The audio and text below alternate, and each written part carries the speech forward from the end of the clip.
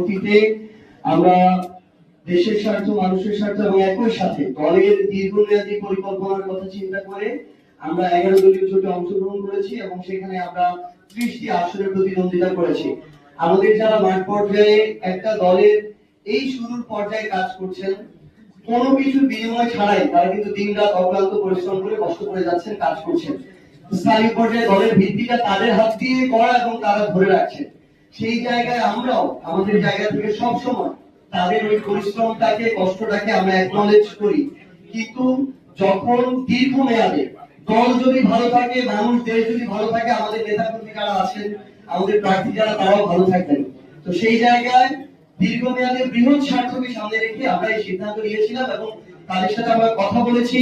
তাদের যখন তারা দেখেছে যে আমাদের যে দলটার বয়স 1 বছর হয়নি, সেই দল থেকে 6 জন আগামী সংসদে গিয়ে সংসদকে কাঁপাবে এবং আমরা বিশ্বাস করি 294 জনের কণ্ঠকে অতিক্রম করে এই এনসিপির 6 জনের কণ্ঠ বাংলাদেশের প্রত্যেকটা প্রান্তে পৌঁছাবে।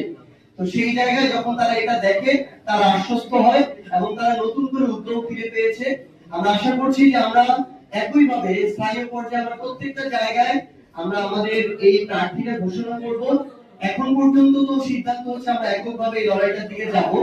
যদি শেষ সময় গিয়ে এরকম হয়, আমরা সবার সাথে বসে দলের যেটা বৃহৎ স্বার্থ থাকবে, সেই স্বার্থের সামনে রেখে আমরা আমাদের জায়গায় সিদ্ধান্ত নিব।